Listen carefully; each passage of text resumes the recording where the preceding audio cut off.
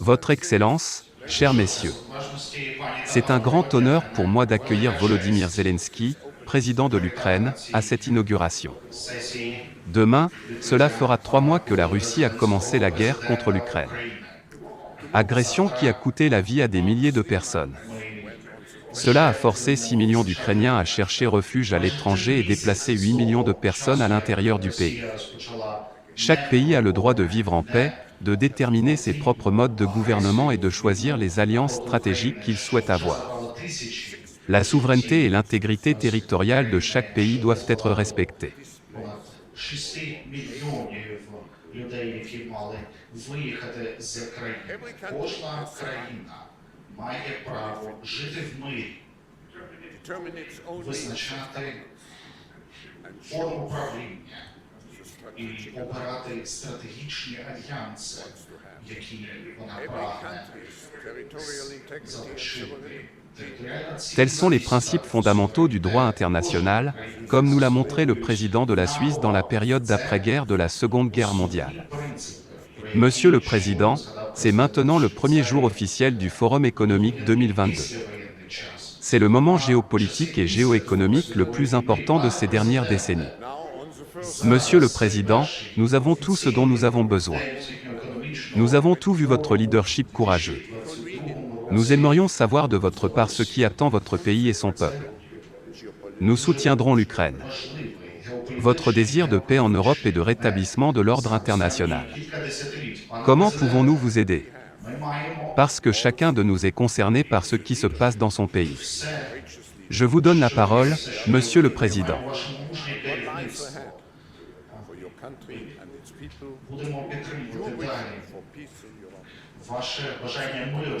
В Європі і відновлення міжнародного порядку. Як ми можемо вам допомогти в цьому, тому що кожен з нас певним чином потрапив під вплив цієї ситуації в Україні. Тож, пане президенте, вам слово.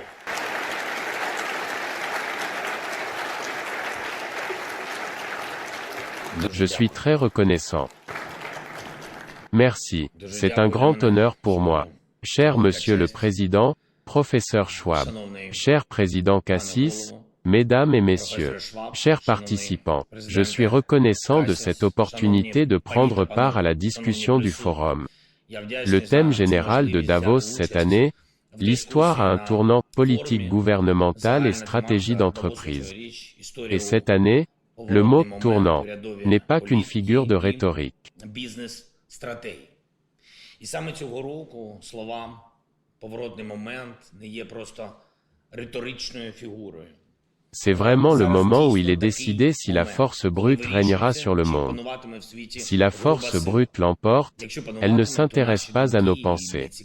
Nous ne pouvons plus nous rassembler à Davos. Parce que pourquoi? La force brute ne cherche rien d'autre que l'assujettissement de ceux qu'elle cherche à assujettir. Et ils ne discutent pas, mais tuent d'un coup, comme le fait la Russie en Ukraine en ce moment précis où nous vous parlons.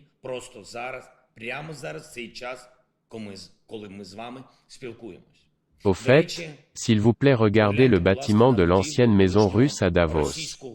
Il a été transformé en maison des crimes de guerre russes. Et ceci est un exemple de leur transformation. Ce que la Russie s'est fait en devenant un état de crimes de guerre. Et ce qu'il apporte au monde.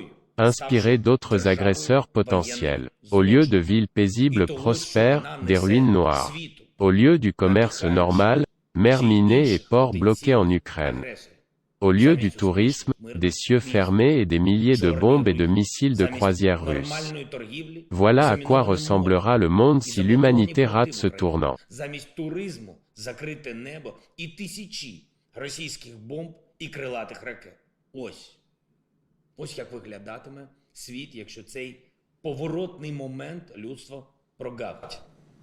Cela ressemblera à une très grande collection de crimes de guerre. Ainsi, l'histoire se souvient de nombreux moments où tout a changé de façon spectaculaire. L'histoire se souvient, par exemple, comment quelques coups de feu peuvent en tuer des millions. S'il a été abattu le 28 juin 1914 à Sarajevo. L'histoire se souvient de tout le chagrin qu'une personne peut faire si elle voit qu'on ne lui résiste pas assez. Comme ce fut le cas, par exemple, en 1938 à Munich. Les rebondissements historiques ont été perceptibles, et parfois pas tellement. Mais nous avons toujours dû réagir. Essayer de se préparer à d'autres bouleversements historiques, comme on dit, de faire paille. Ou, essayer de penser les blessures des catastrophes qui étaient à l'origine de l'un ou l'autre tournant historique.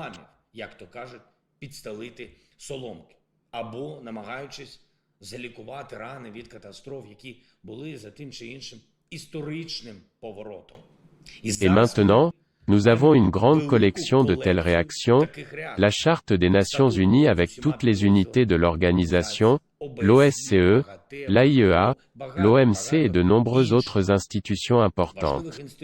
Mais y en a-t-il assez pour répondre à ce à quoi nous sommes confrontés aujourd'hui? Mais est-il possible aujourd'hui d'essayer d'adapter ces institutions aux défis modernes? Définitivement pas. Nous devons changer d'approche. Ne réagissez pas, mais agissez. Et agissez de manière préventive. Et pas seulement pour adapter aux nouvelles réalités ce que nous avons, mais pour créer de nouveaux outils. Nouveaux précédents. Regardez ce que l'Ukraine a déjà fait. Nous avons créé un précédent historique pour le courage. Sans écouter ceux qui disaient que notre défense ne durerait pas plus de quelques jours. Не ставши слухати тих, хто казав, що наша оборона не протримається довше кількох днів. Nous avons stoppé l'armée russe, qui s'appelait la deuxième du monde, et au prix de violents combats et de milliers de vies, nous repoussons progressivement les envahisseurs hors de notre territoire. Mais serions-nous obligés de le faire si l'année dernière nous avions été entendus et appliqués contre la Fédération de Russie de manière équitable et préventive toute la gamme des sanctions qui peuvent renverser n'importe quel agresseur? Je suis sûr que la réponse est non. La prévention de la guerre serait garantie si les actions du monde étaient préventives plutôt que réactives. Впевнений, що відповідь ні. Недопущення війни було би гарантовано, якби дії світу були превентивними, а не реагування. L'Ukraine a créé un autre précédent au cours de ces 3 mois.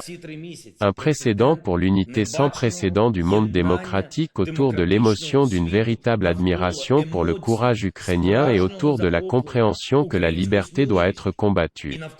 Et maintenant, des centaines de millions de personnes dans les démocraties font pression, soutiennent et font pression sur les gouvernements et les entreprises pour qu'ils limitent leurs relations avec l'État agresseur, la Russie.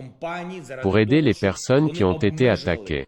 Mais cela ne se produit que maintenant, bien que la Russie soit entrée en guerre contre l'Ukraine en 2014.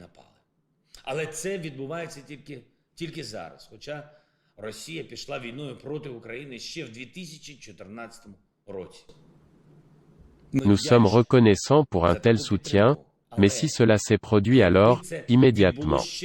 Cette unité et cette pression sur les gouvernements, sur les entreprises pour la lutte pour la liberté, la Russie déclencherait-elle cette guerre à grande échelle et apporterait-elle toutes ces pertes à l'Ukraine et au monde?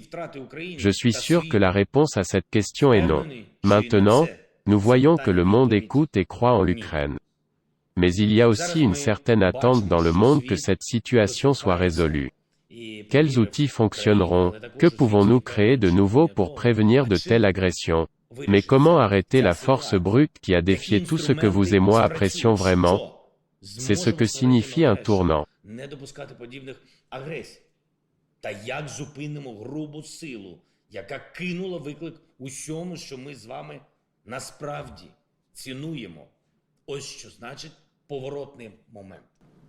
Mesdames et messieurs, ne vous attendez pas à des tirs mortels. Ne vous attendez pas à ce que la Russie utilise des armes spéciales, chimiques, biologiques et, à Dieu ne plaise, nucléaires. Ne donnez pas à l'agresseur l'impression que le monde ne résistera pas assez. Protégez à la fois le maximum de liberté et de normalité, utile à tout ordre pacifique du monde. Les sanctions doivent être maximales. Que la Russie et tous les autres agresseurs potentiels qui veulent mener une guerre brutale contre un voisin savent exactement à quoi cela mène. Et je ne pense pas qu'il y ait encore de telles sanctions contre la Russie. Et il devrait l'être. Embargo russe sur le pétrole. Blocage complet de toutes les banques sans exception. Abandon complet du secteur informatique russe. Cessation complète du commerce avec l'agresseur. Без виключень усіх. Повна відмова від російського IT-сектору. Повне припинення торгівлі з агресором. Cela devrait être un précédent pour la pression des sanctions qui fonctionnera de manière convaincante pendant des décennies pour maintenir la paix. Il est nécessaire de créer un précédent pour la sortie complète de toutes les entreprises étrangères du marché russe. Pour que vos marques ne soient pas associées à des crimes de guerre. Que vos bureaux, factures, biens ne soient pas utilisés par des criminels de guerre dans leurs intérêts sanglants. Les valeurs doivent compter, surtout quand une guerre à grande échelle commence et que les marchés mondiaux sont déstabilisés parce que quelqu'un y néglige les valeurs. Дестабілізуються глобальні ринки через те, що хтось там нехтує цінностями. Tout le monde a des pertes. Несуть усі.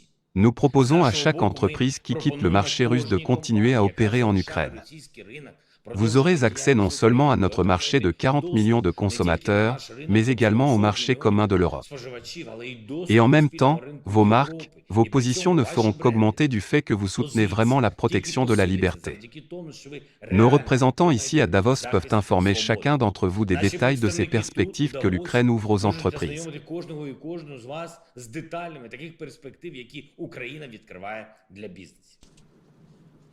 Mesdames et messieurs, nous proposons au monde de créer un précédent pour la reconstruction du pays après la guerre, qui montrera à tous ceux qui rêvent de détruire la vie d'un voisin que la guerre ne donnera pas le résultat souhaité. Je vous invite à participer à cette reconstruction. La quantité de travail est énorme. Nous avons plus d'un demi-billion de dollars de pertes. Des dizaines de milliers d'objets ont été détruits.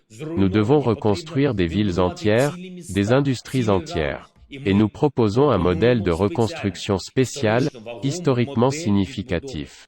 Lorsque chacun des pays partenaires ou des villes partenaires ou des entreprises partenaires aura la possibilité historiquement, de prendre le patronage d'une région particulière de l'Ukraine, d'une ville ou d'une communauté ou d'une industrie. La Grande-Bretagne, le Danemark, l'Union européenne et d'autres éléments internationaux de premier plan ont déjà choisi une direction spécifique pour le patronage dans la reconstruction. Grâce à ce modèle de relation, la reconstruction d'après-guerre peut être rapide, efficace et de qualité. Et cela n'attirera pas seulement les meilleurs spécialistes du monde, architectes, ingénieurs, constructeurs, développeurs, gestionnaires et autres. Mais ce sera aussi la plus grande opportunité de bond économique en Europe depuis la Seconde Guerre mondiale. Et j'espère qu'au début de la conférence internationale de Lugano, dont le président Cassis a parlé, en juillet de cette année, consacrée à la reconstruction d'après-guerre de l'Ukraine, tous nos pays partenaires et la plupart des grandes entreprises mondiales formeront leurs propres ensembles de propositions. Au passage, profitant de la présence du président Cassis aujourd'hui, je voudrais remercier la Suisse d'avoir organisé cette conférence à Lugano et d'avoir soutenu nos efforts. Je voudrais également souligner les efforts de Madame Ursula von der Leyen, en particulier la proposition de créer une plateforme pour la reconstruction, qui sera gérée conjointement par l'Ukraine et la Commission européenne et dirigera les ressources de l'Union européenne pour rétablir une vie normale dans notre pays.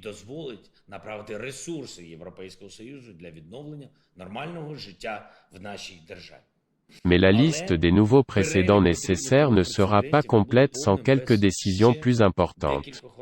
Il doit y avoir un précédent et une punition pour l'agresseur et un investissement dans une vie paisible. Les avoirs russes éparpillés dans différentes juridictions doivent être retrouvés, saisis ou gelés, puis confisqués et envoyés à un fonds spécial à partir duquel toutes les victimes de cette guerre peuvent recevoir une indemnisation. Bien sûr, ce n'est pas facile, mais après cela, les différents agresseurs n'auront aucune motivation pour faire ce que la Russie a fait et continue de faire.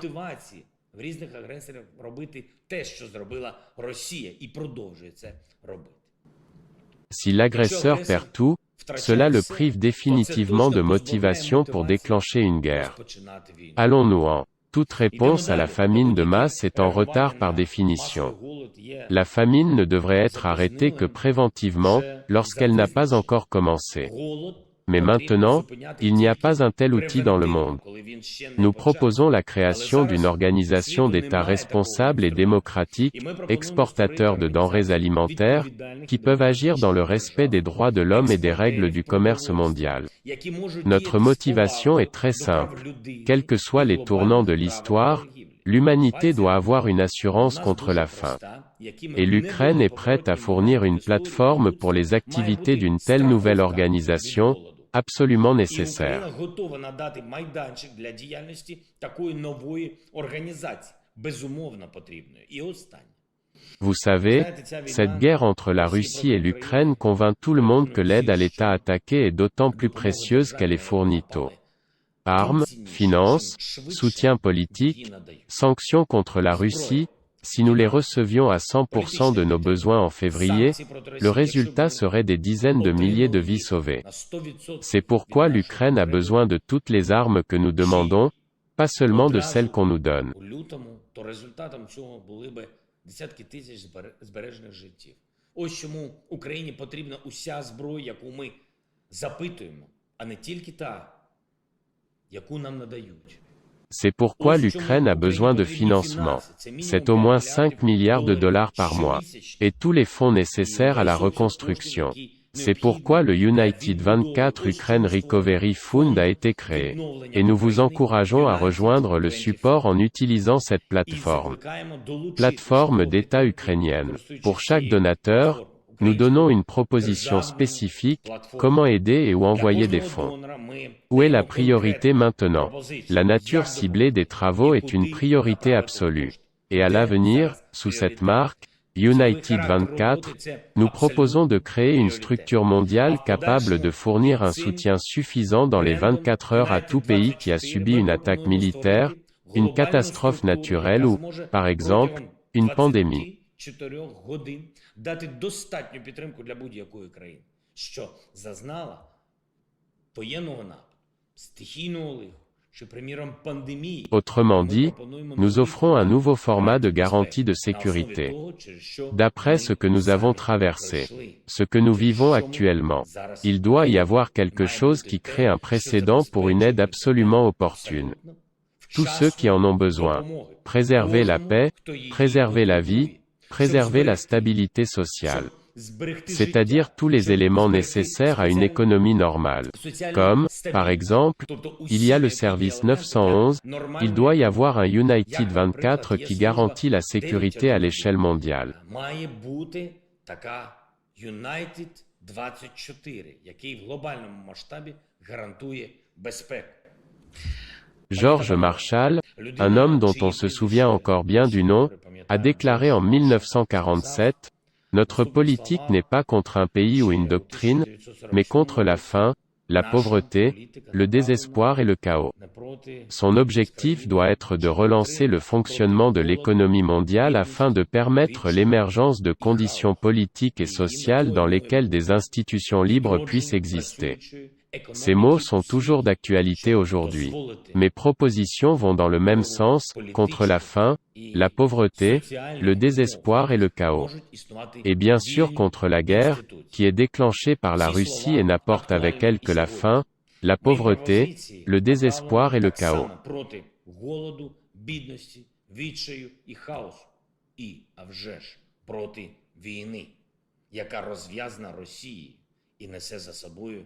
Ніщо інше, ніж голод, бідність, відчай і хаос. Beaucoup dans le monde, pas seulement nous. Par conséquent, afin de garantir la paix et la tranquillité, nous devons tous agir rapidement et de manière préventive. Nous ne devons pas avoir peur de créer de nouveaux précédents. C'est exactement ce que le monde a dû apprendre depuis longtemps à différents tournants, pour lesquels il a payé le prix fort. C'était le prix à payer pour le fait que le monde n'ait fait que réagir, pas agi de manière préventive. Donc, maintenant, nous pouvons le faire différemment. Enfin correct. Merci. Gloire à l'Ukraine. Правильно. Дякую за увагу. Слава Україні!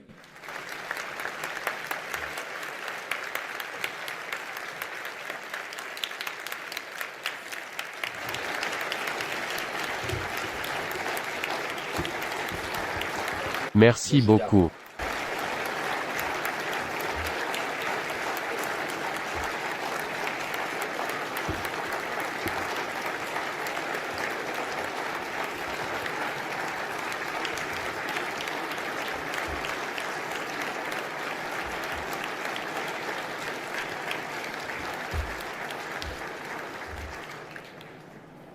Merci, Monsieur le Président. Vous nous avez montré l'ampleur et la complexité du problème, ainsi que les enjeux réels. Monsieur le Président, avec votre permission, j'ai encore 2 questions. Première. Quel est ton rêve? Comment voyez-vous l'Ukraine dans le futur?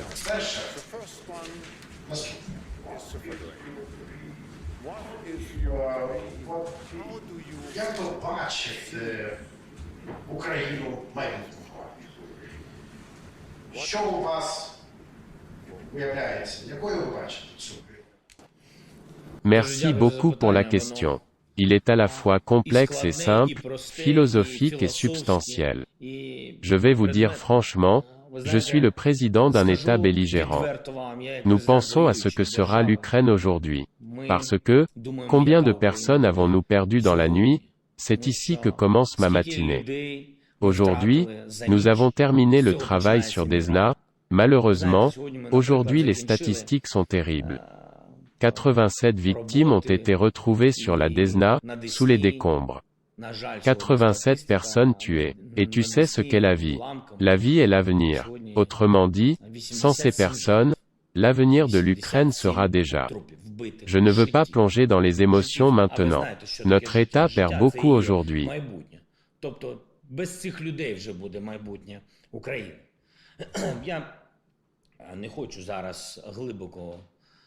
Йти в емоції. Наша держава дуже багато втрачає сьогодні. І Cela le renforce. Et tel sera notre État. Elle paye cher cette liberté. Pour l'indépendance. Pour cette lutte. Je n'ai pas peur de ce mot. Pour la guerre populaire pour l'indépendance et la liberté de notre État. Nous ne faisons pas que ça. Nous avons une victoire devant nous. EED sera un État victorieux avec une puissance unie. Et je suis très heureux qu'il se soit avéré que le peuple ukrainien est si fort.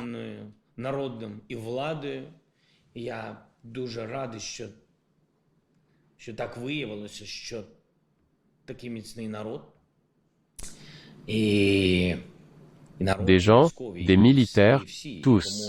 Ce sera un État fort. Un État avec des priorités de sécurité spécifiques. On comprend qu'à tout moment, avec un tel voisin, il peut y avoir n'importe quoi. Et, malheureusement, il peut y avoir une guerre. La guerre peut se répéter. Je suis sûr et certain. Nous devons créer de telles conditions pour que les gens et les entreprises n'aient pas peur de se développer dans notre pays. Un exemple est l'État d'Israël. Un bon exemple. Mais Israël est un petit pays en termes de territoire, pas d'influence historique. L'Ukraine est un grand pays, le plus grand d'Europe. Par conséquent, il nous est très difficile de défendre un si grand État.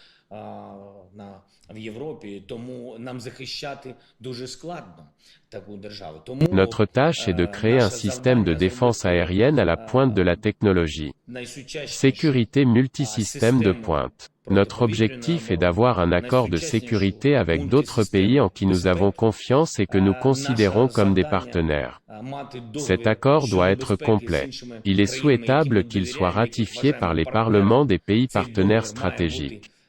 Et que, bien sûr, toutes les chances de l'agresseur d'une future invasion de l'Ukraine se sont arrêtées avant qu'il n'entre dans notre pays.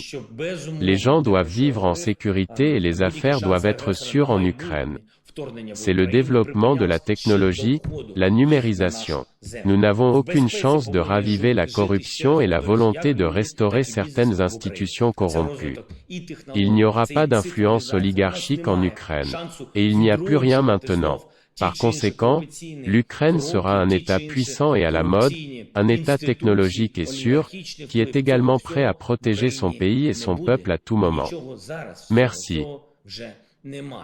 І тому саме така держава, потужна держава, модна держава, технологічна держава і безпечна держава, яка при всьому цьому готова у будь-який момент захистити свою землю і своїх людей.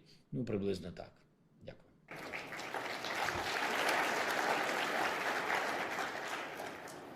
Monsieur le Président, votre pays joue un rôle important dans l'alimentation du monde, pour ainsi dire. Et vos exportations alimentaires sont actuellement suspendues. Comment restaurer l'Ukraine pour combler ce facteur? Comment pouvons-nous contribuer de manière significative à éviter une crise alimentaire qui serait si dangereuse pour nous tous dans le monde et si douloureuse? Que pouvons-nous faire?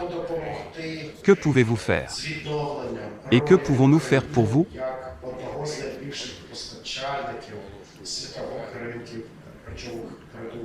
Для того, щоб уникнути кризи продовольчої, яка дуже небезпечна для всього світу. Що ми можемо зробити для вас, щоб це сталося? De nombreuses mesures peuvent être prises et il est souhaitable que toutes ces actions soient unies autour des pays. C'est comme ça que ça se passe. Premièrement, nous devons aborder la question stratégique du déverrouillage de nos ports. Vous savez qu'ils sont tous bloqués. La mer Noire et la côte d'Azov sont bloquées, complètement bloquées par la Fédération de Russie. Cependant, vous devez savoir que le grain est volé quotidiennement. Le grain est volé par le peuple et les militaires russes. Il est ensuite acheminé par bateau vers certains pays. Vous devez réagir très rapidement. Au niveau du ministère des Affaires étrangères, nous travaillons avec des ambassades de pays qui ne sont pas amis. Parce que je crois que si l'on comprend d'où vient ce grain, d'où la Fédération de Russie le transporte, comment il peut être acheté illégitimement et uniquement parce qu'il est vendu gratuitement.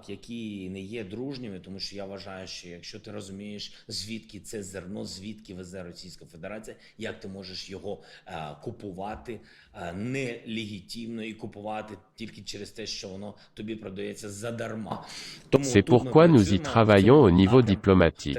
Nous avons besoin que d'autres pays nous aident dans ce domaine, car nous ne pourrons pas lutter seuls contre cela, avec de telles actions de la Fédération de Russie.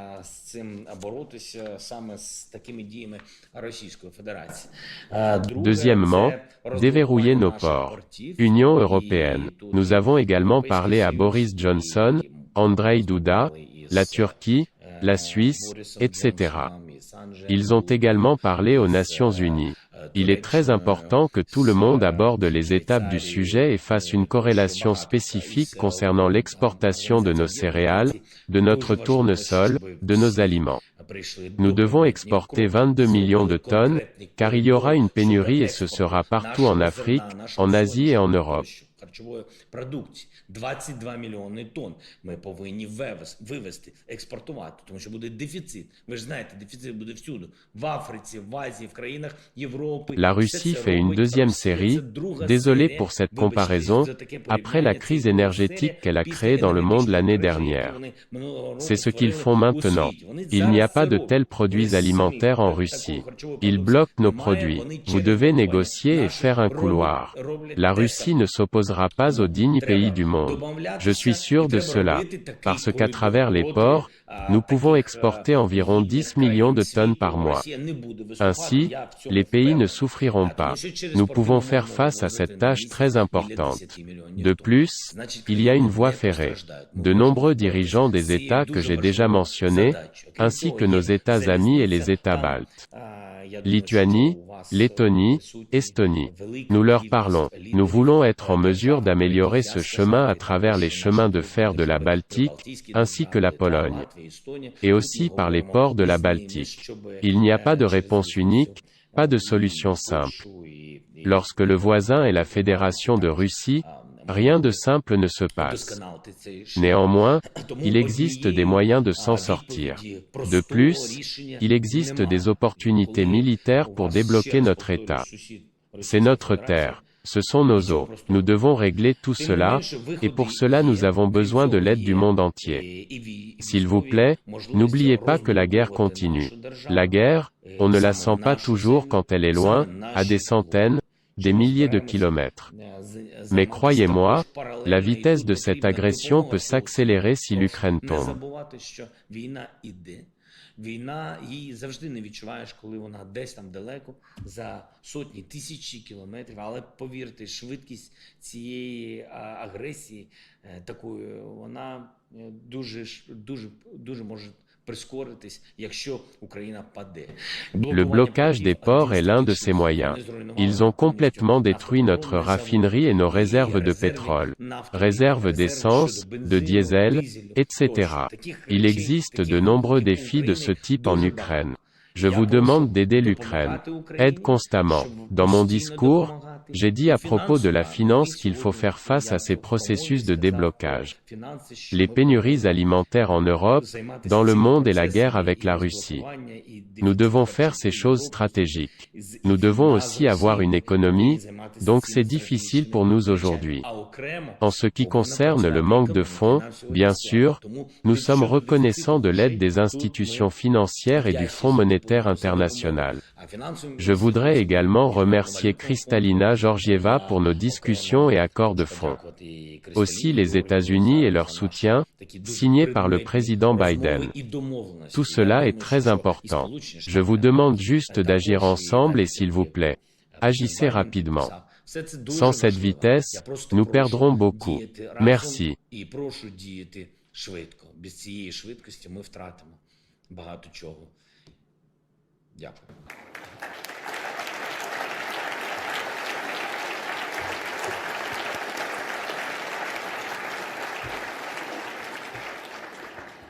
Monsieur le Président, vous nous avez bien décrit la situation dans votre pays et combien notre avenir dépend de la résolution de cette terrible guerre. La guerre que vous menez contre votre volonté. Nous avons environ 1 millier de dirigeants politiques et commerciaux ici. Si vous avez des souhaits personnels pour ces dirigeants, si vous avez approché chacun de ces dirigeants, que diriez-vous à chacun d'eux de votre part? Quel sera votre message à la fin de notre séance d'aujourd'hui? Votre message personnel. Скажіть, будь ласка, якщо б ви особисто зверталися до кожного з цих лідерів, який би меседж ви донесли до них, уявіть, що ви на завершенні сесії спілкуєтеся з кожним з них, що б ви сказали особисто кожному з них від себе? À chacun d'eux, et ils sont un millier. Je ne suis pas sûr d'avoir assez de temps. J'en ai très peu, et c'est pourquoi je voudrais dire qu'il reste très peu de temps pour l'Ukraine. Je suis sûr que personne ne comprend combien de temps il y a pour l'Europe et combien de temps il y a pour le monde. Et c'est pourquoi je ne parlerai pas à tout le monde individuellement. Précisément parce qu'aujourd'hui, le monde est uni. Uni à cause de cette menace, à cause de la guerre, à cause de l'agression russe. Le monde est uni. Je suis reconnaissant pour cela. Je veux cette unité pour que nous ne la perdions pas.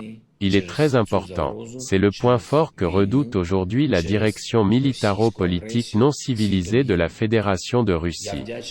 Si chacun de vous se réveille. Désolé pour ça. Je sais que tout le monde a de gros problèmes. Je ne dis pas que nous sommes une priorité pour chacun d'entre vous. Vous avez vos états, vos questions. Нецивілізоване керівництво, військово-політичне керівництво Російської Федерації. Якщо кожен з вас, вибачте за таке, буде просинатися, я знаю, що у кожного великі проблеми, і я не говорю, що ми це пріоритет для кожного з вас. У вас свої держави, свої питання, але Mais je pense que nous pouvons perdre ces valeurs importantes dans le monde si nous les perdons en Ukraine.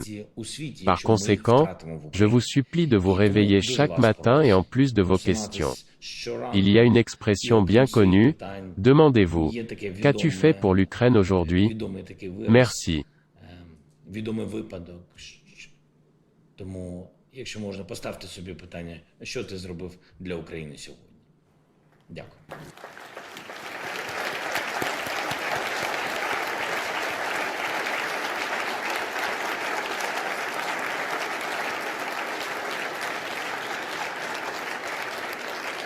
Monsieur le Président, je voudrais terminer cette séance en vous remerciant.